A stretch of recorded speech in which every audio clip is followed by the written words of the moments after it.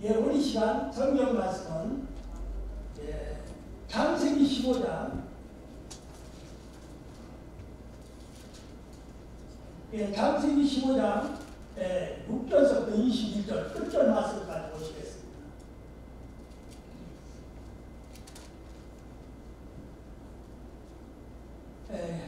페이지수는 18페이지입니다. 6절부터 끝절까지 함께 읽어가시도록 하시겠습니다. 아브라함이 여호와를 믿으니 여호와께서 이를 그의 의로 여기시고 또 그에게 이르시되 나는 이 땅을 네게 주어 소유로 삼게 하려고 너를 갈대아인의 무리에서 이끌어낸 여호와니라. 그가 이르되 주 여호와여 내가 이 땅을 소유로 받을 것을 무엇으로 알리까? 여호와께서 그에게 이르시되 나를 위하여 3년 된 암소와 3년 된 염소와 3년 된 순양과 산비들과 집비들의 새끼를 가져오리라. 아브라함이 그 모든 것을 가져다가 그 중간을 쪼개고 그 쪼갠 것을 마주 대하여 놓고 그 새는 쪼개지 아니하였으며 솔개가 그 사케미에 내릴 때는 아브라함이 쫓았더라. 해질 때 아브라함에게 깊은 잠이 임하고 큰 누각과 두려움이 그에게 임하였더니 여호와께서 아브라함에게 이르시되 너는 반드시 알라. 내 자손이 이방에서 대비되어 그들을 섬기겠고 그들은 400년 동안 내 자손을 괴롭히니 그들이 섬기는 나라가 그에게 진거할 것이며 그 위에 내 자손이 그 재물을 끌고 나오리라. 너는 장수하다가 그만이 조상에게로 돌아가 장사될 것이요 내 자손은 4절 만에 이 땅으로 돌아오리니 이는 아모리 족속의 계약이 아직 가득하지 아니함이니라 하시더니 해가 져서 어두울 때 연기나 바로가 보이며 다른 횃불이 쪼갠 고기 사이로 지나가라. 그날에 여호와께서 아브라함과 더불어 언약을 세워 이르시되 내가 이 땅을 애굽 강에서부터 큰 강 유브라데까지 내 자손에게 주느니 곧 갱족속과 은이 족속과 강론 족속과 헷 족속과 브리스 족속과 루바 족속과 아모리 족속과 가람 족속과 기르가기 족속과 여호스 족속의 땅이라 하셨더라. 아멘. 오늘 본문 말씀으로 함께 은혜를 나누고자 하는 말씀은 믿음의 능력과 하나님의 분의 능력 그리고 말씀의 능력이다라는 은혜 가운데 함께 말씀으로서 은혜를 나누기를 원합니다.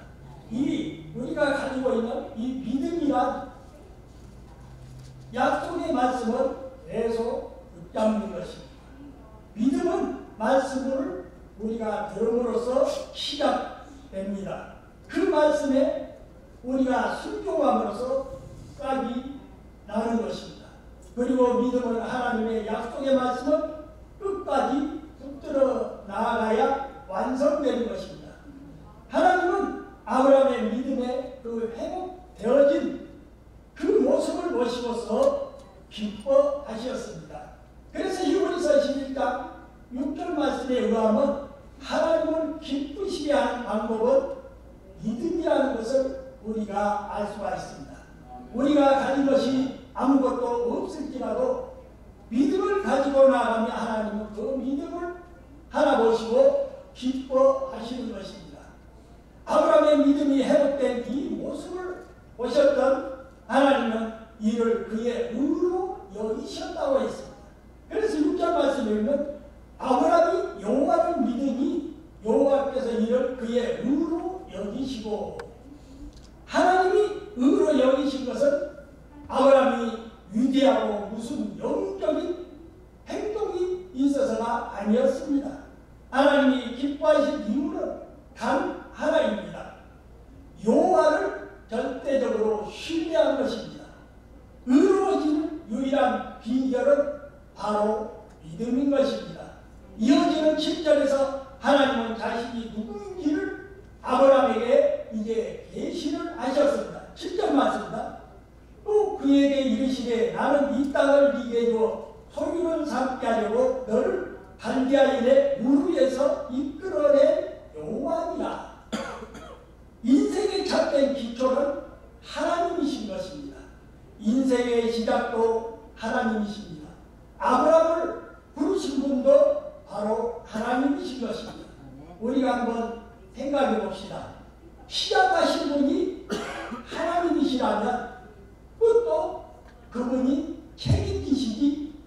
하시겠습니까? 그러나 우리는 아브라함이 당돌하게도 하나님께 그에 대한 증거를 요구하는 모습을 우리가 볼 수가 있습니다. 8절에 맞습니다. 그가 이르되 주 여호와여 내가 이 땅을 소유로 받을 것을 무엇으로서 알니까? 이렇게 질문을 합니다. 아브라함의 말은 이런 뜻입니다. 하나님께서 하늘에 별도 보이셨고 말씀도 나에게 주셨지만 현실적으로 내게는 자녀가 없지 않습니까? 내게 자녀를 주실 것이라면 먼저 증거를 한번 보여주십시오. 우리는 여기서 믿음에 대한 두 가지 사실을 배울 수가 있습니다. 하나는 믿음이란 증거가 없어도 믿는 것이라는 사실인 것입니다. 둘은 그와 동시에 믿음에는 증거가 필요하다는 것입니다. 그렇다면 여기서 말하는 증거는 과연 무엇입니까? 눈으로 보고 만질 수 있는 현실적인 것일까요? 아닙니다. 하나님이 우리에게 주시려는 증거는 영적이고도 내면적인 증거인 것입니다. 영적인 증거에는 두 가지가 있는데 하나는 말씀이고 또 하나는 성령의 내적 증거라는 것입니다. 그래서 우리 믿는 사람들이 순교까지 할 수 있는 이유가 무엇이겠습니까? 그들에게는 증거가 있기 때문입니다. 우리 인생이 끝날 때까지 주님이 오실 때까지 우리는 믿음의 길을 걸을 수 있는 것은 바로 영적이고 내면적인 증거가 있을 때만이 가능한 것입니다. 아브라함은 바로 이런 증거를 요구를 했습니다. 외적이고 현실적이고 물질적인 증거가 아니라 눈에 보이지 않는 내면적인 말씀과 성령의 증거가 우리 안에 있으면 어떤 어려움도 반란도 이겨낼 수가 있는 것입니다. 이런 증거와 성령의 역사심이 성도들 안에 있기를 원합니다. 9절의 말씀입니다. 여호와께서 그에게 이르시되 나를 위하여 3년된 암소와 3년된 암염소와 3년된 순양과 산비들과 집비들기 새끼를 가져올지니라. 이 말씀에 보면 놀랍게도 하나님은 증거를 달라는 이 아브라함의 요구에 응답을 하셨습니다. 그런데 하나님의 응답의 형태가 좀 특이합니다. 하나님은 아브라함에게 하나님을 위해서 3년 된 암소, 3년 된 암염소, 그리고 3년 된 순양, 암비둘기, 집비둘기 새끼를 가져오라고 하셨습니다. 이것은 고대의 계약법이었습니다. 고대의 계약법은 짐승을 죽여가지고 쪼개 마주 보게 한 후에 그 사이를 왕래함으로써 계약이 완성되었습니다. 오늘날은 계약서를 서류에다 먼저 쓰고 거기에다 서명을 하고 공증을 하면 법적 효력이 생기는 것과 마찬가지입니다. 이는 계약을 위반시 이 짐승처럼 죽게 될 것이라는 뜻을 내포하고 있는 것입니다. 10절에서 11절 말씀 보시겠습니다. 아브라함이 그 모든 것을 가져다가 그 중간을 쪼개고 그 쪼갠 것을 마주 대하였고 그 새는 쪼개지 아니하였으며 솔개가 그 사체 위에 내릴 때는 아브라함이 또 찾더라. 여기서 아브라함이 하나님께서 제안하신 방법대로 그가 순종을 했다는 것을 우리가 알 수가 있습니다. 아브라함은 하나님이 말씀하신 모든 동물들을 취해서 그 사체를 반으로 쪼개고 그 쪼갠 것을 서로 마주 대하여 보았습니다. 분명히 이것은 제사가 아니었습니다. 레위기 1장에 나오는 제사법과는 완전히 다른 것입니다. 이것은 제사가 아니라 바로 계약이었습니다. 왜 하나님이 세상의 계약법대로 아브라함과 계약하기를 그분이 원하셨을까요? 확실하게 내가 약속의 땅과 복된 자녀를 너에게 분명히 주겠다는 것을 가르쳐 주고자 하셨던 것입니다. 12절 말씀 보시겠습니다. 해질 때 아브라함에게 깊은 잠이 임하고 큰 흑암과 두려움이 그에게 임하였더니, 아브라함은 하나님과 사람 사이의 계약은 도대체 과연 어떤 것일지 궁금해하면서 아침부터 줄곧 기다리고 있었습니다. 그런데 여기에는 호시탐탐 이 사체들을 노리는 이 솔개들 때문에 어디를 잠시 다녀올 수도 없었습니다. 사체가 없어지면 계약이 한마디로 성사되지 못하기 때문인 것입니다. 그리고 자리를 비우는 순간 하나님께서 오실지도 모르기 때문에 하루 종일 이 짐승의 사체 앞에서 한마디로 지킬 수밖에 없었습니다. 믿음이란 기다림인 것입니다. 기다림의 과정을 거치지 않고 믿음이 생기는 사람은 한 사람도 없습니다. 우리가 기다릴 수 있는 이유가 무엇입니까? 믿음이 있기 때문인 것입니다. 믿음이 없는 사람은 기다릴 수가 없는 것입니다. 현실은 아무것도 없다고 할지라도 이 말씀을 우리가 붙잡는 것이 바로 믿음인 것입니다. 하나님의 약속의 말씀이 주어졌지만 그 말씀이 바로 현실화되지는 않습니다. 약속의 말씀과 현실 사이에는 벽이 있다는 것입니다. 그 사이를 연결하는 것이 바로 믿음이요 기다림이라는 것입니다. 여러분들, 사랑한다는 것이 무엇입니까? 우리가 고린도전서 13장을 보면 사랑은 오래 참는 것이라고 말하고 있습니다. 사랑을 한다고 해서 오래 참지 못하는 것은 진짜가 아닌 것입니다. 상대방의 실수와 허물, 그리고 만족스럽지 못한 부분이 있다 할지라도 그것을 참지 못한다면 그 사람은 일시적인 감정에 불과한 것입니다. 12절에는 깊은 잠이 임하고 라는 이 말씀의 표현이 나오고 있습니다. 아마도 아브라함은 하루 종일 기다리다가 잠이 잠깐 든 것 같습니다. 말이 꿀잠이란 말이죠. 그렇게 잠이 온 것 같습니다. 한낮에 그 뜨거운 때앞에서 얼마나 하루 종일 피곤했겠습니까? 아브라함은 잠든 사이에 그가 환상을 보았습니다. 깜깜함이 엄습해 왔고 두려움 속에 사로잡혀 있습니다. 바로 그때에 예언의 말씀이 들렸습니다. 13절에서부터 16절의 말씀입니다. 여호와께서 아브라함에게 이르시되 너는 반드시 알라. 내 자손이 이방에서 계기되어 그들을 섬기겠고 그들은 400년 동안 내 자손을 괴롭히리니 그들이 섬기는 나라를 내가 진멸하시며 그 후에 내 자손이 큰 재물을 이끌고 나오리라. 너는 장수하다가 평안히 조상에게로 돌아가 장사될 것이요 내 자손은 4대 만에 이 땅으로 돌아오리니 이는 아모리족 속의 계약이 아직 가득 차지 아니함이니라 하시더니, 진짜 믿음은 우리가 예언을 듣게 됩니다. 하나님을 신뢰하고 말씀을 의지하고 그분을 바라보며 하나님께서 나타나셔서 우리에게 일어날 일들을 가르쳐 주시는 것입니다. 이것이 바로 믿음의 세계에서 일어나는 일들인 것입니다. 하나님은 우리의 미래에 대해서도 보여주시는 것입니다.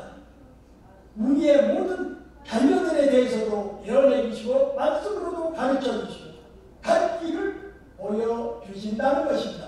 그래서 우리는 좁은 길, 고난의 길을 가며 위기가 와도 우리는 흔들리지 않고 갈 수가 있는 것입니다.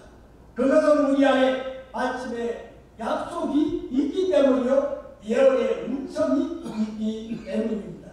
하나님의 부르심이 또한 있기 때문입니다. 구약의 예언은 신약에서 완성되었습니다. 예수님의 모든 예언과 성경의 모든 예언은 요한계시록을 통해서 미래의 앞으로의 역사가 완성이 될 것입니다. 이 땅에 주님은 다시 오실 것입니다. 우리는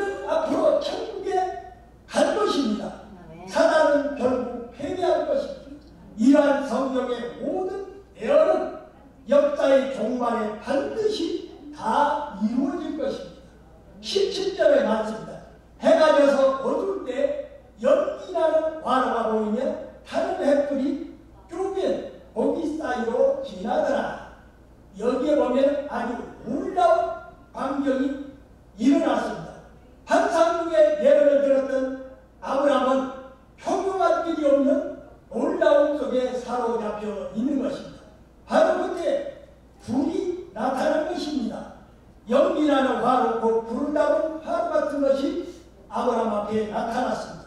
이 화려한 타오르는 바로 안에서 갑자기 불이 튀어나왔습니다. 그것은 다른 횃불이었습니다. 그런데 그 불이 가만히 있지 않고 쪼갠 고기 사이로 이리저리 지나갔습니다. 이것이 바로 하나님의 사인이었습니다. 하나님은 불로 거기에다 일을 치셨습니다. 이 불은 바로 하나님의 불입니다. 하나님의 불이란 하나님의 임재를 뜻하는 것입니다. 지금 하나님이 불로 임재의 그 영광을 나타내셨던 것입니다. 그래서 출애굽기 3장 2절에서도 5절을 보면 모세가 40년간 광야에서 방황을 하다가 오랫달에 이르렀을 때 하나님의 불을 만난 사건이 나옵니다. 그는 산에 오르는 도중에 떨기나무를 보았습니다. 그런데 그 떨기나무에 불이 붙어 있지만 타지도 않았고 사라지지도 않았습니다. 이 불 속에서 하나님의 사자가 있었습니다. 모세는 그곳에 자신을 부르시는 하나님의 음성을 그가 들었습니다. 모세는 불로 임하시는 하나님을 대면을 했습니다. 모세는 출애굽기 13장 21절에서 또 한 번 하나님의 불을 경험했습니다. 이스라엘 백성들을 이끌고 애굽권에서 탈출할 때 그들은 그 하나님의 음성을 십계명 때문에 또 받은 사건이 있습니다. 이런 하나님의 불은 모세에게뿐만 아니라 솔로몬에게도 임했습니다. 역대하에서 솔로몬이 성전 건축을 마치고 봉헌식을 하는 장면이 거기에 소개되어 나옵니다. 솔로몬은 하나님께 봉헌 기도를 드리는데 기도를 드리자마자 놀라운 일이 일어났습니다. 하늘에서 불이 내려서 그의 번개물과 괴물들을 사는 것입니다. 하나님의 불은 하늘에서 내립니다. 하늘에서 불이 임할 때 하나님의 영광도 같이 임했습니다. 성전에 하나님의 영광이 가득해서 제사장들조차도 거기에 들어갈 수가 없었습니다. 그 자리에 있던 모든 사람들이 그 광경을 보았습니다. 또한 이 불은 솔로몬에서 끝난 것이 아닙니다. 이 불은 오순절 마가의 다락방에서 전심으로 기도를 하던 제자들에게 임했습니다. 그리고 그거는 지금 우리 마음속에도 하고 있다는 것입니다. 예수 그리스도를 전한 곳곳마다 성령의 불이 횃불처럼 오늘날도 타오르고 있는 것입니다. 아브라함의 믿음에는 불의 미치심이 있었다는 것입니다. 이 믿음의 능력은 적극적 사고방식의 능력이 아니라 바로 하나님의 불의 능력이라는 것입니다. 말씀의 능력입니다. 하나님의 능력은 그 믿음을 통하여 우리에게 나타나는 것입니다. 18절의 말씀 보시겠습니다. 그날에 여호와께서 아브라함과 더불어 언약을 세워 이르시되 내가 이 땅을 애굽 강에서부터 그 큰 강 유브라데까지 내 자손에게 주노니. 이 계약에서는 내용만큼 중요한 것은 바로 계약을 한 날짜라는 것입니다. 여기에 그날에 라는 이 말이 나오고 있습니다. 하나님이 어떤 날에 아브라함과 계약을 맺으셨습니까? 계약 전까지는 자유롭지만 일단 계약을 하면 아무리 후회를 해도 고칠 수가 없는 것입니다. 반드시 지켜져야 합니다. 하나님께서 바로 그날 우리를 지키시기로 약속하셨습니다. 아들을 보내기로 결정을 하셨고 우리를 포기하지 않기로 결정하셨습니다. 우리 하나님은 신실하시고 과장이 없으십니다. 약속하신 것은 반드시 이루시는 분이라는 것입니다. 하나님은 이 땅을 내 자손에게 주겠다고 아브라함과 불의 계약을 하셨습니다. 하나님이 우리를 사랑하신 것도 바로 이 계약에 근거한 것입니다. 하나님은 우리를 절대로 포기하시지 않습니다. 우리를 끝까지 사랑하시며 구원하시기를 원하시는 것입니다. 하나님은 애굽 강에서부터 그 큰 강 유브라데까지 아브라함 자손에게 주겠다고 말씀하셨습니다. 그러나 당시에 아브라함의 현실로 한번 돌아와서 생각해 봅시다. 아브라함에게 자녀가 있습니까? 그 당시에 없습니다. 아브라함은 이때로부터도 15년을 더 기다려야 했습니다. 우리가 믿음을 가졌다고 해서 모든 것이 만사에 형통하거나 당장에 기적이 일어나는 것은 아닙니다. 우리가 붙잡을 것은 바로 약속의 말씀인 것입니다. 아브라함이 받은 것은 병밖에나 굴 하나밖에 없었다는 것입니다.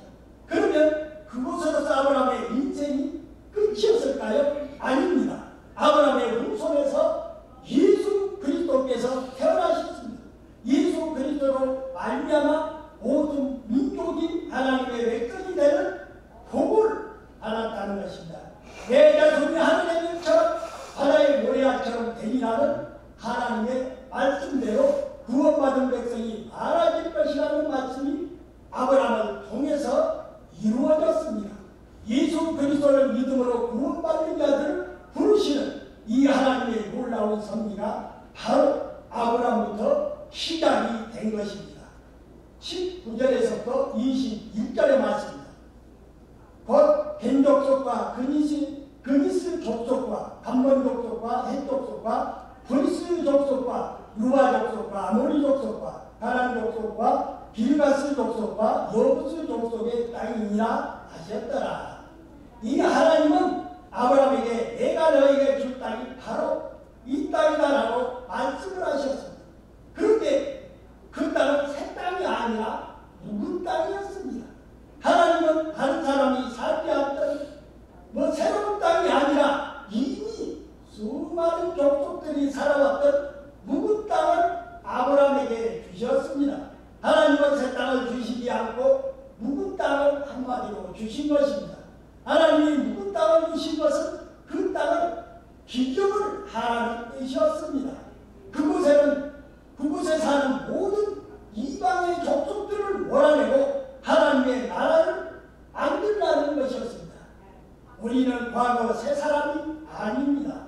우리는 이미 죄악으로 더럽혀졌던 사람들입니다. 하나님은 우리 안에 들어오셔서 우리를 새 사람으로 만드시기를 원하시는 것입니다. 우리는 묵은 땅을 기증해서 복된 땅으로 만드는 것처럼 말입니다. 하나님은 우리 안에서 새로운 역사를 이루시기를 원하시는 것입니다. 그래서 고린도후서 5장에 보면 그렇죠. 누구든지 그리스도 안에 있으면 새로운 피조물이라 이전 것은 지나갔으나 보라 새 것이 되었도다. 사랑하는 성도 여러분, 예수 그리스도를 바라보십시오. 그분 안에 모든 복의 비밀이 다 있는 것입니다. 예수 그리스도 안에 있을 때 아브라함이 받은 복과 증거를 받으시는 축복된 성도님들이 되시기를 주의 이름으로 축원드립니다.